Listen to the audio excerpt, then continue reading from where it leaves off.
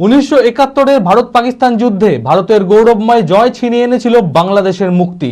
16 December সোমবার 54তম বিজয় দিবস উদযাপিত হলো বহরমপুরে। মুর্শিদাবাদ জেলা এক্স সার্ভিসম্যান ওয়েলফেয়ার অ্যাসোসিয়েশনের উদ্যোগে বহরমপুর বারাক স্কোয়ার সংলগ্ন শহীদ বেদিতে মাল্যদান করে শ্রদ্ধাঞ্জলি নিবেদনের মধ্য দিয়ে শহীদ দিবস উদযাপন করা হয়। উপস্থিত ছিলেন প্রাক্তন সাংসদ অধীর চৌধুরী, একাধিক বিএসএফ জওয়ান সহ অন্যান্য আধিকারিকরা।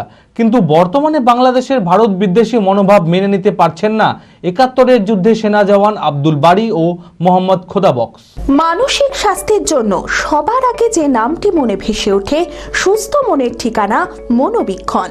যোগাযোগ নাম্বার 7477799516। এবারের বিজয় দিবস আমাদের কাছে অত্যন্ত দুর্ভাগ্যের ছবি নিয়ে হাজির হয়েছে, কিন্তু বিজয় দিবস মানে বিজয় দিবস। 1971 সালের আজকের দিনে পাকিস্তানের জঙ্গি শাহীদের পরাস্ত করে বাংলাদেশের মুক্তি বাহিনী, যাদের মধ্যে ছিল বাংলাদেশের মিলিটারি, প্যারামিলিটারি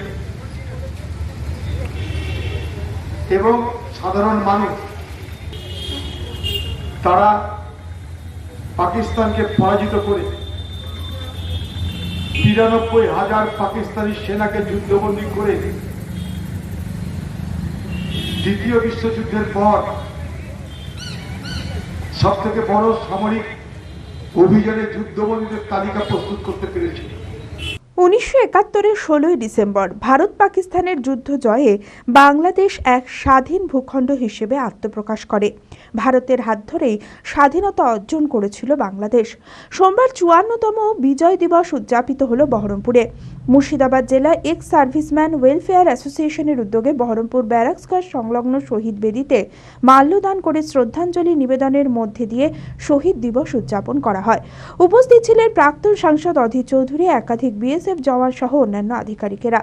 কিন্তু বর্তমানে বাংলাদেশের ভারত বিদ্বেষী মনোভাব মেনে নিতে পারছেন না 71-এর যুদ্ধের সেনা জওয়ান আব্দুল বারী ও মোহাম্মদ খোদা বক্স।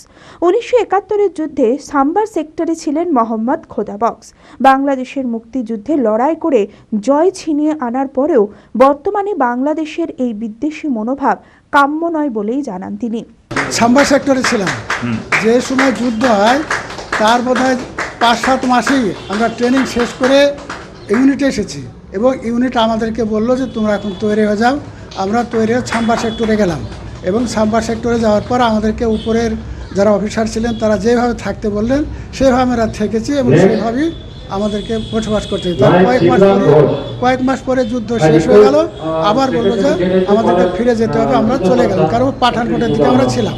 এটা মানে যদি স্বাধীনতা আমরা নিয়ে এসেছি আর সেই স্বাধীনতা যদি থাকে, স্বাধীন থাকে, তবে আমাদেরকে ভালো লাগবে। আর যদি দেখা যায় যে সেখানে পরাধীন হয়ে গেল, আবার সেখানে অশান্তির সৃষ্টি হলো, তাহলে তো আমরা ভালো লাগবে না, আমাদেরকে খারাপ লাগবে। অন্যদিকে 1971-এর ভয়াবহ যুদ্ধ পরিস্থিতিতে এয়ার ডিফেন্স ব্রিগেডে জলন্ধরে কর্মরত ছিলেন ইসলামপুরের বাসিন্দা আব্দুল বারী। তিনি বলেন, সেই সময় বাংলাদেশ স্বাধীন হওয়ায় আমরা খুবই খুশি হয়েছিলাম, কিন্তু বাংলাদেশের বর্তমান অস্থির পরিস্থিতি একেবারেই কাম্য নয়। ভারতের হাত ধরেই স্বাধীনতা লাভ করেছিল বাংলাদেশ, এটা ভুলে যাওয়া উচিত হবে না। এবং অ্যাক্টিভ পার্টিসিপেট করি। আমি ওয়েস্টার্ন সেক্টরে, যেখানে ভয়ঙ্কর যুদ্ধ হয়েছিল পাকিস্তানের সাথে, সেই সময় ছিলাম। 3টে ওকেশনে এরকম যে আমার প্রাণ সংশয় হয়েছিল বোম ব্লাস্ট এবং শিলিংয়ে, কিন্তু আমি সুস্থ সবল আছি। এখন আমার 75 শুরু হবে জানুয়ারি মাসে। সুস্থ সবল আছি। আমি দেশের জন্যে প্রাউড। বাংলাদেশ স্বাধীন হয়েছে তখন খুব খুশি হয়েছিল, কিন্তু বর্তমান যে অবস্থা, এইটা আমরা একদম মেনে নিতে পারছি না। এদিন অধীর চৌধুরী বলেন, বাংলাদেশের বর্তমান সরকার বিজয় দিবসকে স্বীকৃতি দিতে চাইছে না। বাংলাদেশের স্বাধীনতার ইতিহাস মুছে দিতে চায়।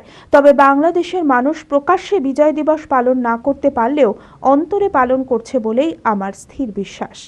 বাংলাদেশের যে আজকে সরকার, তারা বিজয় দিবসকে স্বীকৃতি দিতে চায় না, কারণ তারা পাকিস্তানের দালালি করতে চায়। তারা জয় বাংলা স্লোগানটাকে দিতে চায়। তারা বাংলাদেশের স্বাধীনতা যুদ্ধের যত রকমের চিহ্ন আজও বর্তমানে সবগুলোকে মুছে দিতে চাই, ইতিহাসকে মুছে দিতে চাই, ইতিহাসকে বিকৃত করতে চাই। বাংলাদেশের মানুষের মধ্যে সেই যে স্বাধীনতার যে ইতিহাস সেগুলোকে বিলীন করে দিতে চাই, তাই তাদের এই ঘৃণ্য আক্রমণ হচ্ছে। বিজয় দিবস বাংলাদেশের অন্তরে পালিত হচ্ছে, বাংলাদেশের মানুষের অন্তরে বিজয় দিবস পালিত হচ্ছে। 30 লক্ষ বাঙালিকে সেদিনকার শহীদ হতে হয়েছিল, খুন হতে হয়েছিল। 3 কোটি বাংলাদেশের মানুষকে ঘর বাড়ি ছেড়ে পালাতে হয়েছিল। সেই বাংলাদেশ ধীরে ধীরে গড়ে তোলার পর যখন বাংলাদেশ স্বয়ংসম্পূর্ণ হতে থাকে, পাকিস্তান, চীন এবং বাংলাদেশের সেদিনের যারা মৌলবাদী শক্তি, যাদের সেদিনকার পরিচয় ছিল রাজাকার, আলবাদার, সেই সমস্ত শক্তিগুলো যারা মৌলবাদী শক্তি হিসাবে সেদিনও বাংলাদেশের স্বাধীনতা বিরোধিতা করেছিল, তারা আবার আজ জেগে উঠেছে, সক্রিয় হয়ে উঠেছে। অ্যাপেলো মার্বেল মুর্শিদাবাদ তথা রাজ্যের সর্ববৃহৎ মার্বেল প্রতিষ্ঠান। সমস্ত প্রকার মার্বেল, গ্রানাইট, স্যানিটারি ওয়্যার ও ফিটিংসের বিপুল সম্ভার, সমস্ত রকম সাইজের টাইলসের অফুরন্ত সম্ভার। আর.এ.কে সিরা কোম্পানির অনুমোদিত ডিলার আমরাই। কাজারিয়া টাইলসের মুর্শিদাবাদে আমরাই একমাত্র স্টার ডিলার। বিশদে জানতে আজই যোগাযোগ করুন Apollo marble, Chuapur, Baharampur, Murshidabad. Mobile number 9474102078।